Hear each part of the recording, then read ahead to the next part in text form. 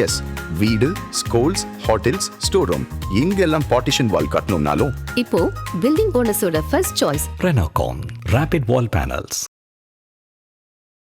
மேஷராசி அன்பர்கள் வழிபாடு செய்ய வேண்டிய தெய்வம் விருத்தாச்சலம் விருத்தகிரீஸ்வர பெருமான், சிவபெருமான். அந்த விருத்தாச்சலத்துக்கு கோவிலுக்கு பின்னாடி ஒரு 6 கிலோமீட்டர் தூரத்தில் இருக்கக்கூடிய கொளஞ்சியப்பர், அந்த கொளஞ்சியப்பரையும் வழிபாடு செய்துட்டு வரணும். இந்த உடைப்பட்ட நட்சத்திரங்கள் மட்டும் அவங்களுடைய பாதம் எப்போ இருக்கோ, இப்போ மேஷத்தில் கிருத்திகை எவ்வளோ நேரம் இருக்கோ அப்போ போய் சாமியை பார்த்தோம். அந்த கிருத்திகை ரிஷபத்துக்கு போனப்போ நான் போனால் அது ஜெயிக்காது. அப்போ நீங்கள் கிருத்திகை மேஷம்னா அந்த மேஷத்தில் கிருத்திகை 6 மணி நேரம் எப்போ இருக்கோ அப்போ தான் நீங்கள் விருத்தாச்சலம் போகணும். சாமிக்கு 27 தீபம் ஏற்ற வேண்டும். 27 முறை சாமியை சுற்றி வரணும். அது எவ்வளோ பெரிய கோவிலாக இருந்தாலும் சரிதான், 27 முறை அந்த கோவிலை சுற்றி வரணும். ஒரு 1.5 மணி நேரத்துலேருந்து 3 மணி நேரம் அந்த கோவிலில் நீங்கள் இருக்கணும். அங்கே உங்களுடைய ப்ரெசன்ட் அங்கே 3 ஹவர்ஸ் கண்டிப்பாக இருக்கணும். அப்போ தான் நான் சொன்ன அந்த ஜென்மாந்திர முடிச்சு அந்த மண் உங்கள்கிட்ட பேசு. திருநள்ளாறு போனால் அங்கே சனி பகவானுக்காக ஆக்டிவேட் ஆகிறாரு, திருவெண்காடு போனால் புதனுக்காக ஆக்டிவேட் ஆகிறாரு. அப்போது ஒரு ராசிக்கு ஒரு பிரச்சனை வருது அப்படின்னா நீங்கள் 1008 கோவிலுக்கு போயிருக்கலாம். நான் இமயமலை போயிட்டு வந்துட்டேன், மானசரோவர் போயிட்டு வந்துட்டேன், இல்லை முக்திநாத் போயிட்டு வந்துட்டேன், நேரடியாக சிவபெருமானையே போய் பார்த்துட்டு வந்துட்டேன். நீங்கள் என்ன வேண்டுமானாலும் சொல்லுங்கள். இந்த கோயில் நீங்கள் போனீங்களா? பதில் சொல்லுங்க. பரிகாரம் இல்லைன்னா நம்ம மனித வாழ்க்கை இல்லை. அப்போது நம்ம கர்மா படி நமக்கு இருக்கக்கூடிய கஷ்டங்கள் விலகணும்னா அந்த மன்னிப்புங்கிற பரிகாரத்தை நம்ம கோவிலுக்கு போய் செய்யணும். இதுதான் தெய்வத்தை வழிபாடு செஞ்சு செய்யணும். ஆதன ஆன்மீகம் நேயர்களுக்கு ஷாம்லாவின் அன்பு கலந்த வணக்கங்கள். நம்ம ஆதன ஆன்மீகத்துல ஆன்மீகம் சம்பந்தப்பட்ட பல கேள்விகளுக்குமே தினம்தோறும் ஒவ்வொரு வகைகளில் பதில்களை பார்த்துக்கிட்டு இருக்கோம். அந்த வகையில இன்னைக்கு நம்மோடு தாம்பரம் வாராகி ஈசனேசன் அவர்கள் இணைஞ்சிருக்கிறார். நிறைய விஷயங்களை கேட்டு தெரிஞ்சுக்க போறோம். வணக்கம் சார். நமச்சிவாயம்மா, ஜெய் வராகி. நல்லா இருக்கீங்களா? நானும் ரொம்ப நல்லா இருக்கேன் sir. Very good very good. Namachivayam. ரொம்ப நாளாச்சு உங்களை பார்த்து. ஆமா சார், உங்களை பார்த்தும் ரொம்ப நாளாச்சு சார். கண்டிப்பா. எப்பயுமே கோவில்கள் அப்படின்னா எல்லாருக்கும் ரொம்ப பிடிச்சதா மாறிடுச்சு. கோவில்கள் அப்படின்னு போகும்போது எல்லாருமே அந்த கடவுளை பார்க்கறதுக்கு முன்னாடி எனக்கு என்ன நீ செய்வ அப்படிங்கிற ஒரு விஷயத்தையும் எல்லாரும் முன்னெடுத்து வைக்கிறாங்க. நிறைய பேர் நிறைய விதமான பரிகாரங்களையும் மேற்கொள்றாங்க. ஆனால் அதில் அவங்களுக்கு பலன்கள் கிடைக்கல. அப்படிங்கிற பட்சத்தில் நாங்கள் என்ன பண்ணணும் அப்படிங்கிற ஒரு கேள்வி மக்கள் மத்தியில் பெருசாகவே எழுந்திருக்கு. அதுக்கு உங்களோட பதில் என்னவா இருக்கும்? அதாவதுமா, சாமிகிட்ட வேண்டிக்கிட்டோம். நீங்கள் சொல்கிற மாதிரி தான் கமிட்மெண்ட்டோடு தான் இப்போ உள்ளேயே போகிறாங்க. சாமிகிட்ட போகும்போது கமிட்மெண்ட்டோடு தான் போகிறாங்க. எனக்கு இந்த கடன் பிரச்சனை தீரணும், நீ எனக்கு வெளியே காமிச்சிரு. அதுக்கு பதிலாக நான் அவங்களுக்கு என்ன செய்யணுமோ செஞ்சிடுறேன். அபிஷேகம் பண்ணுறேன், இல்லை அலங்காரம் பண்ணுறேன், இல்லைனா வேறு ஏதேனும் நன்கொடை செய்கிறேன், இந்த கோபுரத்தை நான் சரி பண்ணி கொடுத்துறேன். அப்படி கமிட்மெண்ட்டோடு தான் போகிறாங்க. பொதுவாக ஒரு விஷயந்தான், பரிகாரம் இல்லைன்னா நம்ம மனித வாழ்க்கை இல்லை. இது ஒரு ரொம்ப சிம்பிளாக நம்ம சொல்லணும்னு வச்சுக்கோங்களேன். வீட்டில் நாமளோ நம்ம மனைவியோ ஒரு தப்பு பண்ணிடுறோம். மனைவி நம்மளை எதாவது திட்டிடுறாங்க, இல்லை பசங்களை நம்மளை எதாவது திட்டிடுறாங்க. அதுக்கப்புறம் அவங்க சாரி கேட்டாங்கன்னா அந்த இடத்துலையே அந்த பிரச்சனை முடிஞ்சிடும். அந்த சாரி கேட்கல, மன்னிப்பு கேட்கலனாக்கா அப்புறம் அந்த மனசில் அந்த வடு இருந்துக்கிட்டே இருக்கும். அப்புறம் ஒருத்தர் பார்க்கவே முடியாது. அது என்றைக்கு சரி பண்ணிக்கிறோமோ, என்றைக்கு மன்னிப்பு கேட்குறாங்களோ அன்றைக்கி தான் அது காம்ப்ரமைஸ் ஆகிட்டு திரும்பவும் இயல்பு நிலைக்கு திரும்புவோம். இதுதான் நம்ம ஜாதகமும் நம்ம கர்மாவும். அப்போது நம்ம கர்மா படி நமக்கு இருக்கக்கூடிய கஷ்டங்கள் விலகணும்னா அந்த மன்னிப்புங்கிற பரிகாரத்தை நம்ம கோவிலுக்கு போய் செய்யணும். இதுதான் தெய்வத்தை வழிபாடு செஞ்சு செய்யணும். அதாவது யோக நிலைங்கிறது எனக்குள்ளே சாமி இருக்கார், நான் இங்கேயே பூஜை பண்ணிக்கிறேன், ஆத்ம பூஜை பண்ணிக்கிறேங்க நிலைமையில் நாம் இல்லை. சாமி வெளியில் இருக்கார், சாமி கோவில் இருக்கார். சாமி எங்கடா இருக்காருன்னா அதோ அந்த கோவில் மலை மேலே ஒரு கோவில் இருக்குது பார்த்தீங்களா, அங்கே தாங்க சாமி இருக்கார். இந்த ஸ்டேஜில் தான் நாம் இருக்கோம். எனக்குள்ளே சாமி இருக்காருங்க நிலைமையில் இன்றைக்கி யாரும் கிடையாது. ஆகினால நான் சொல்கிறதெல்லாம் ஒரு விஷயந்தாம்மா. இன்றைக்கி எல்லாரும் ஜாதகம் பார்க்குறாங்க. ஜாதகம் பார்த்துட்டு அவங்களுக்கு குருமார்கள் சொல்லி கொடுத்ததை வச்சு அவங்களுடைய எக்ஸ்பீரியன்ஸ் அதை கூட சேர்த்து அவங்களுடைய அனுபவங்களை வச்சு கோவில் பரிகாரங்களை எழுதி கொடுக்குறாங்க. ஆனால் ஒரு மண்ணுக்கு தான் மகிமை. என்னை பொறுத்தவரையிலும் அந்த பூமி, இந்த பிரபஞ்சம் இருக்குன்னு வச்சுக்கோங்களேன். இப்போது வைத்தீஸ்வரன் கோவில் இருக்குது. அங்கே உடம்பு செவ்வாயுடைய காரகத்துவம், மெயினாக உடல்நிலை ஆரோக்கியம், நோய் பிணி தீருதல், இதுக்கு தான் அது வந்து இடம். அதே போல் இடதோஷங்கள், அதே போல் மங்கள தோஷங்கள். அப்போது மண்ணுக்கு தான் மகிமை. ஒரே சிவபெருமான் தான், ஒரே சாமி தான். எங்கே போனாலும் சிவபெருமான் தான் இருக்க போகிறார். எந்த கோவிலுக்கு போனாலும் சிவபெருமான், அம்பாள் வெவ்வேறு பேரில் இருப்பாங்க. இது எங்கே ஜெயிக்குதுன்னா அந்த மண்ணுக்கு தான் மகிமை.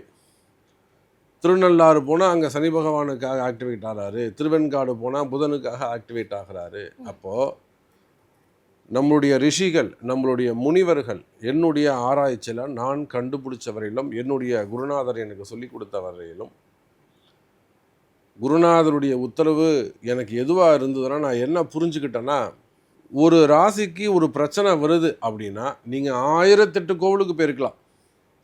நான் இமயமலை போயிட்டு வந்துட்டேன், மானசரோவர் போயிட்டு வந்துட்டேன், இல்லை வந்து முக்திநாத் போயிட்டு வந்துட்டேன், நேரடியாக சிவபெருமானையே போய் பார்த்துட்டு வந்துட்டேன். நீங்கள் என்ன வேண்டுமானாலும் சொல்லுங்கள். இந்த கோயில் நீங்கள் போனீங்களா? பதில் சொல்லுங்கள். போய் பாருங்கள். அதில் மாற்றம் வந்து ஒரு 10 பேர் போகிறீங்க, 2 பேருக்கு நீங்கள் ஜெயிச்சிட்டா கூட நாம் ஜெயிச்சதா அர்த்தம். 8 பேருக்கு முயற்சி செய்யட்டும், 2 பேர் அதில் ஜெயிச்சிட்டால் நமக்கு என்ன, அவங்க காசு பணம் கொடுக்க போகிறதில்ல, நம்ம அவங்கள்ட்ட எதையும் எதிர்பார்க்க போகிறதில்ல. அப்போது நம்மளுடைய இந்த ஆராய்ச்சி ரொம்ப ரொம்ப ரொம்ப டீப்பாக இறைவனோடு ஒன்றிணைந்து, மனிதர்கள் கஷ்டப்படுறாங்க, ஒரு சூழ்நிலையிலையும் அவங்க கர்மாக்கு ஏற்றவாறு கஷ்டப்படுறாங்க. கஷ்டம் தீரணும்னா ஒவ்வொரு ராசி அன்பர்களும் குறிப்பிட்ட கோவிலுக்கு போகணும். அந்த கோவில்களை நம்ம கண்டுபிடிச்சி எடுத்து வச்சுருக்கிறோம். அதற்கான காரணமும் சொல்ல போகிறோம். இதுதான் காரணம். ஏன் இந்த கோவிலுக்கு இப்போ ஒரு ராசி இருக்காங்கன்னா, நீங்கள் ஏன் இந்த கோவிலுக்கு போகணும், உங்களுக்கும் இந்த கோவிலுக்கும் இந்த மண்ணுக்கும் என்ன தொடர்பு, புரியுதுங்களா? ஜென்மாந்திரத்தில் முற்பிறவியில் அவங்க அந்த ஊரில் ஏதாவது பிறந்திருக்கலாம், இல்லை அவங்க முன்னோர்கள் யாராவது இருந்திருக்கலாம். இவங்க போய் அந்த மண்ணை டச் பண்ணும்போது, அந்த மண்ணை மிதிக்கும்போது இவங்களுக்கு எல்லாமே அந்த முன்வினை கர்மாக்கள் எல்லாமே தூள் பொடி பொடியாயிடும். அல்லது அட்லீஸ்ட் அதில் விட்டு வெளியில் வர்றதுக்கான மார்க்கம், ரூட்டாவது இவங்களுக்கு கிடைக்கும். அப்போது இவங்க அந்த மண்ணை மிதிக்கணும், அதுதான் வழி. அப்போ பரிகாரம் அப்படிங்கிறத விட நிறைய கோவில்கள் இருக்குது. நான் சொல்லிட்டேன், எங்கே போனாலும் சிவபெருமான் தான் இருக்க போகிறார். திருவண்ணாமலை போனாலும் சிவபெருமான் தான் இருக்க போகிறாரு, காளஹஸ்தி போனாலும் அவர் தான் இருக்க போகிறார், சிதம்பரம் போனாலும், எங்கே போனாலும் சிவபெருமான் தான் இருக்க போகிறார். ஆனால் நாம் எங்கே போகணும், எந்த மண்ணை போய் நாம் மிதிக்கணும், அது எந்த நாளில் போகணும், எந்த நட்சத்திரத்தில் போகணும், எந்த ஹோரையில் பண்ணணும், அங்கே போய் என்ன செய்யணும், இதைத்தான் நாம் ஒவ்வொரு ராசிக்கும் தனித்தனியாக எடுத்து ஆராய்ச்சி செய்து வச்சுருக்கிறோம். அதை முழு விவரமாகவே நம்ம பார்ப்போம். பேசும்போது சொல்லியிருந்தீங்க சார், கோவில்களுக்கு போகும்போது எந்த நாள், எந்த நட்சத்திரம், எந்த ஓரைன்னு ஒரு விஷயம் இருக்குது அப்படின்னு. எல்லாராலையும் அப்படி போக முடியாது அப்படிங்கிற பட்சத்தில் அது எவ்வளோ அவசியம் சார்? கண்டிப்பாம்மா. இப்போது நமக்கு ஃப்ரீ டைம் இருந்தது, ஒரு மாத்திரையே இருக்குதுன்னு வச்சுப்போமே, டாக்டர் ஒரு மாத்திரை எழுதி கொடுக்குறார், நமக்கு உடம்புலாம் சரியாக போயிடுது, ஒரு நாள் ஃப்ரீயாக இருக்குது, நம்ம எடுத்து மாத்திரையை சாப்பிடுவோமா? சாப்பிட்டா என்ன ஆகும்? அது வேலை செய்யாது, வேறு மாதிரி அது ஆக்டிவேட் ஆகிடும். அப்போது அதுதான் நம்ம திரும்ப அதான் நான் அந்த ஒரு வார்த்தை தான் சொல்லுவேன். நீங்கள் இதுக்கு முன்னாடி 1000 கோவில் போயிருக்கலாம். உங்கள் கஷ்டம் தீரணுமா, நான் சொல்கிறத செஞ்சு பாருங்கள், ட்ரை பண்ணி பாருங்கள். நான் ஒன்றும் உங்கள்கிட்ட இன்வெஸ்ட்மெண்ட்டு கேட்கல, உங்கள் கஷ்டம் தீர்றதற்கு ஒரு நல்ல ஆப்ஷன் கொடுக்குறேன்.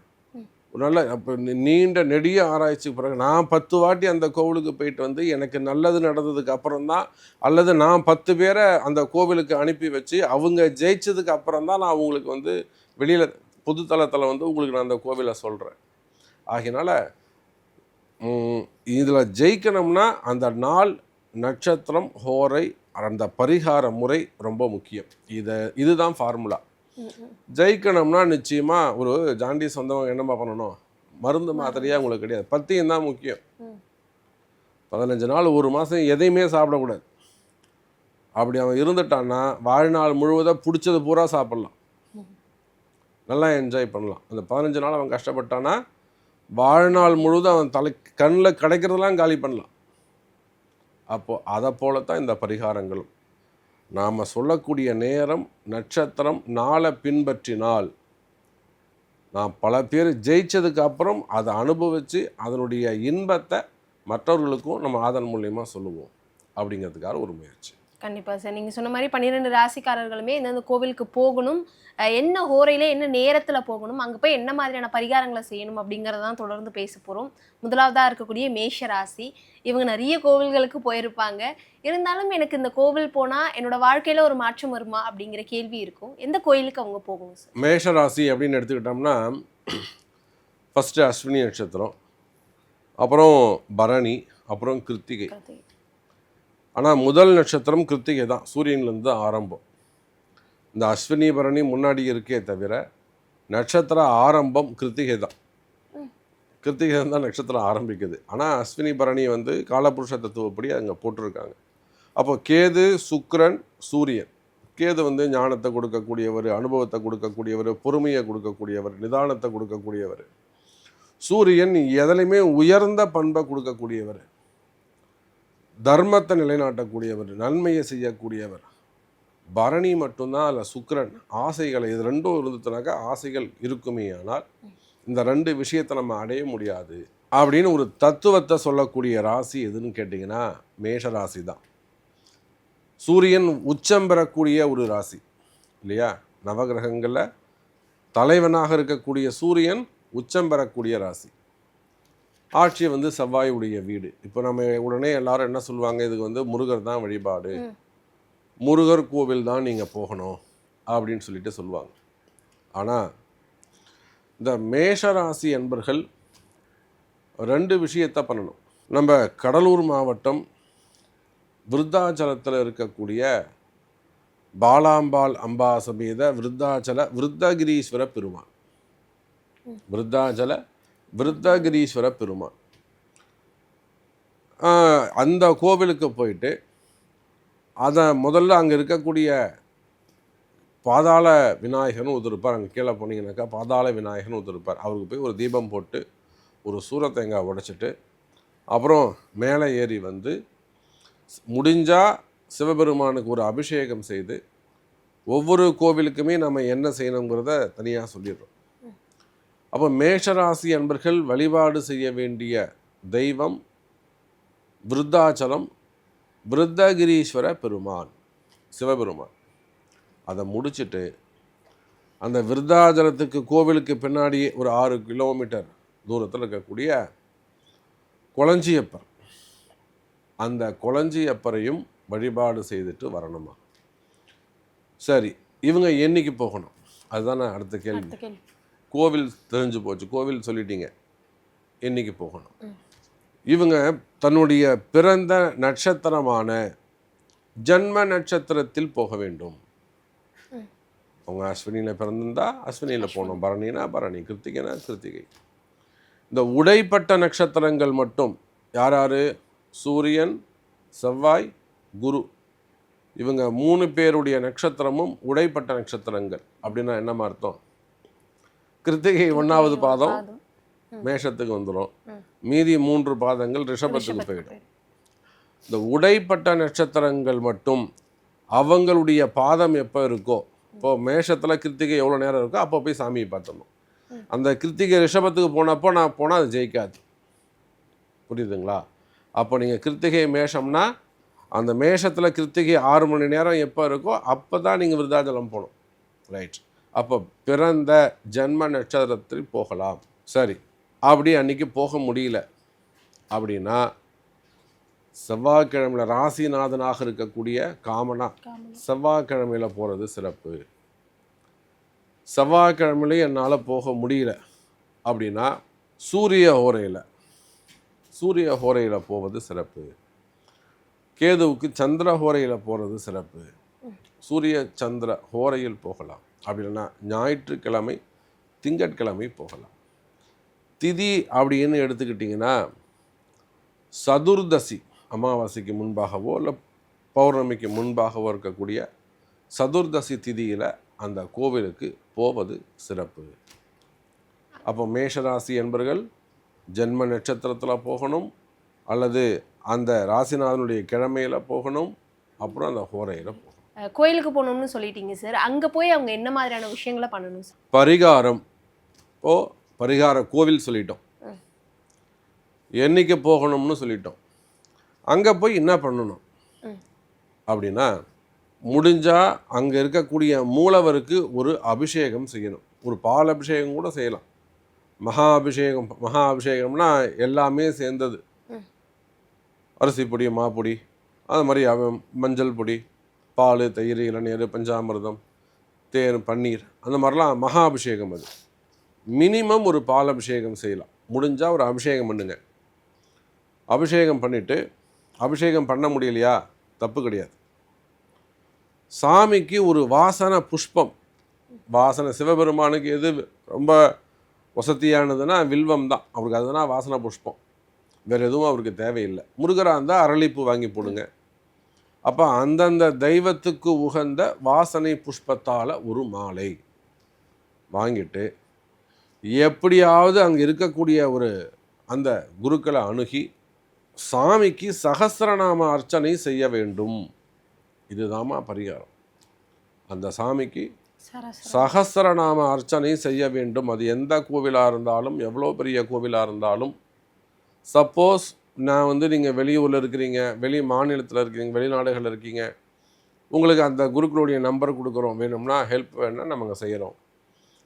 இல்லை உங்களுக்கு வேணும்னா நாங்கள் அந்த அர்ச்சனையை கூட உங்களுக்கு செய்து கொடுக்குறோம். கவலை, என்னால் வர முடியல, நான் இப்போ நிறைய நண்பர்கள் சொல்லுவாங்க, நான் அடிபட்டிருக்கேன், என்னால் போக முடியாது அப்படின்வாங்க, நான் வெளியூரில் இருப்பேன்னு சொல்லுவாங்க. அவங்களுக்கு வேணும்னா அந்த உதவி கூட நம்ம அவங்களுக்கு செஞ்சு கொடுக்குறோம். அப்போ அங்கே போய் அந்த கோவிலுக்கு போய் என்ன செய்யணும்னா, சாமிக்கு ஒரு அபிஷேகம் முடிந்தால், முடியலைன்னா தப்பு கிடையாது.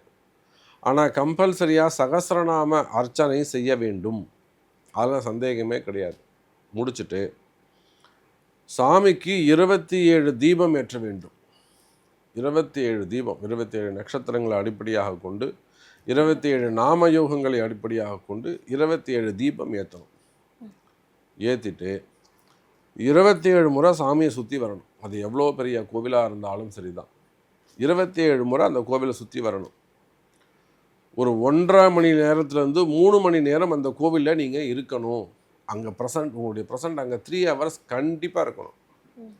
அப்போ தான் நான் சொன்ன அந்த ஜென்மாந்திர முடிச்சு அந்த மண் உங்கள்கிட்ட பேசும்.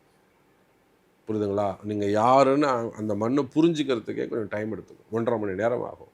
அப்போ அடுத்த 1.5 மணி நேரத்தில் தான் உங்களுடைய கர்ம வினையை போகிறதுக்கு அந்த பூமி பேசவே ஆரம்பிக்கும். இப்போ மினிமம் 3 ஹவர்ஸ் நீங்கள் அந்த டெம்பிளில், அந்த கோவிலில் நீங்கள் இருக்கணும்.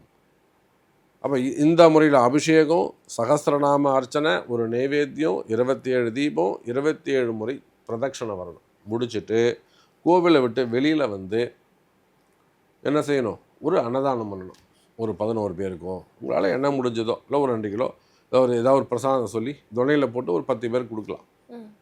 அன்னதானம் மிக மிக முக்கியம். இதில் என்னைக்கு போனோன்னா, உங்கள் ஜென்ம நட்சத்திரத்தை அன்றைக்கி போகணும். நீங்கள் எந்த நட்சத்திரத்தில் பிறந்திருக்கிறீர்களோ அந்த பிறந்த நட்சத்திரத்தில் போகலாம். அப்படி இல்லைன்னா நீங்கள் பிறந்த கிழமையில் போகலாம். அப்படி இல்லைன்னா உங்கள் ராசிக்குரிய கிழமையில் நீங்கள் போகலாம் அப்படின்றத நம்ம சொல்லியிருக்கிறோம். ஸோ பரிகாரம் இதுதாம்மா. இந்த பரிகாரத்தை தான் அவங்க செய்யணும். செய்து வீடு திரும்புவார்களே ஆனால் அவங்களுடைய கர்மா எப்படிப்பட்டதா, எவ்வளோ பெரிய கஷ்டங்களாக இருக்கலாம். அது 80 கோடி கடனாக இருந்தாலும் சரி தான், இல்லை 8 கோடி கடனாக இருந்தாலும் சரி தான், இல்லை வாழ்க்கை பிரச்சனைகளாக இருக்கலாம். நிச்சயமாக அது உடையும். இது நாம் நிறைய பேருக்கு சொல்லி கொடுத்து, அவங்க ஜாதக ரீதியாக நம்ம அவங்களுக்கு சொல்லி கொடுத்துருக்குறோம். இது எல்லாமே நம்மக்கிட்ட வர ஆரோஸ்கோப்பை வச்சு அவங்கள அந்த கோவில்களுக்கு அனுப்பி ஆராய்ச்சி செய்து, நம்ம என்றைக்கு அனுப்பணும், இவங்க என்ன ராசி, ரெண்டையும் மேட்ச் பண்ணி இப்படி செய்த ஆராய்ச்சியுடைய பலன் தான் இந்த கோவில்கள்லாம்.